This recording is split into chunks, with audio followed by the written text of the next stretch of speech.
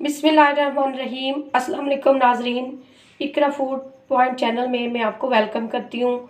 और आज की वीडियो में मैं आपके लिए जो रेमेडी लेकर आई हूँ, आज हम आपको रेसिपी नहीं दे रहे, रेमेडी दे रहे हैं, यानी देसी दवा हम बता रहे हैं खांसी के मुतलका। जब भी सर्दियाँ शुरू होती हैं तो साथ ही खांसी, नज़ला, ज़ुकाम ये बहुत ज़्यादा बड़े और बच्चों में बहुत ज़्यादा ये खांसी आम हो जाती है। एंटीबायोटिक दवाइयाँ ले लेके थक जाते हैं, उसके बावजूद उससे कोई फाका नहीं होता। ये दवाई हमारी आज़मूदा है, शर्तिया दवाई है।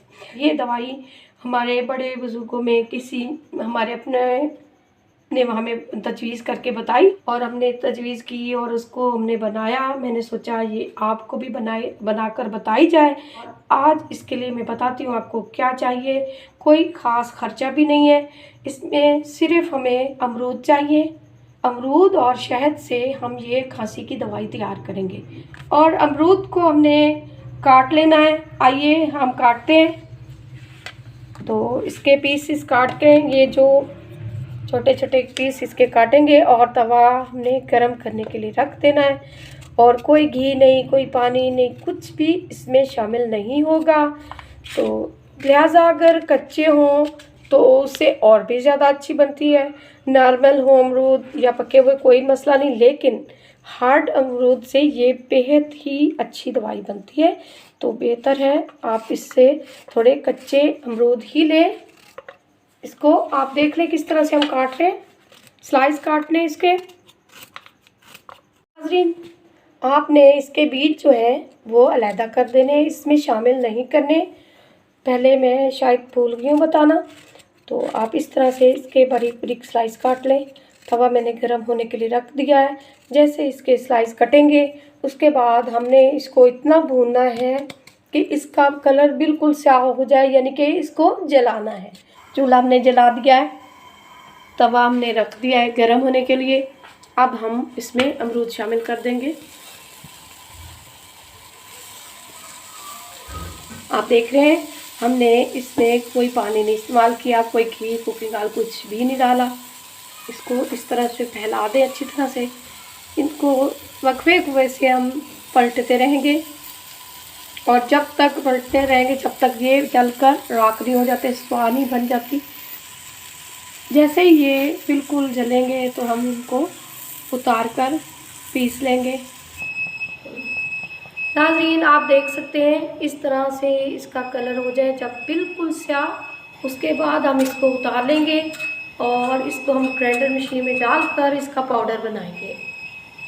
पाउडर बनाने के बाद हम इसको छाननी में छान कर इसकी दवाई तैयार करेंगे। ये देखिए नाज़रीन, इस तरह से ये जलकर राख हो चुके हैं। अब हम इसको ग्राइंड में पीसने लगे हैं।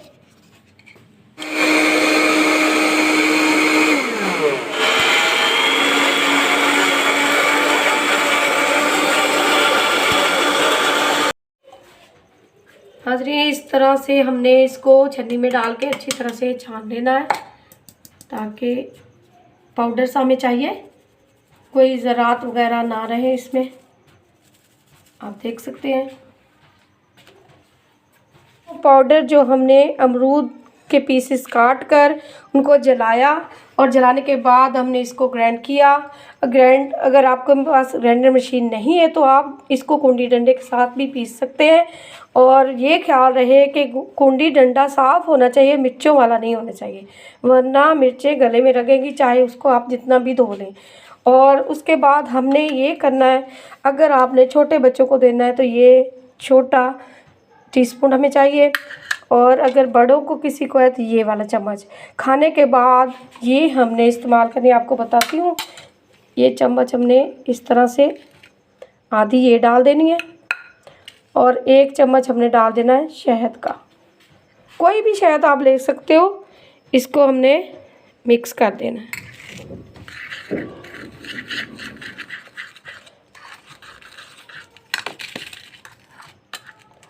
शहद कम ज़्यादा हो जाए कोई हर्ज नहीं, लेकिन ये असल मिकदार इसकी है।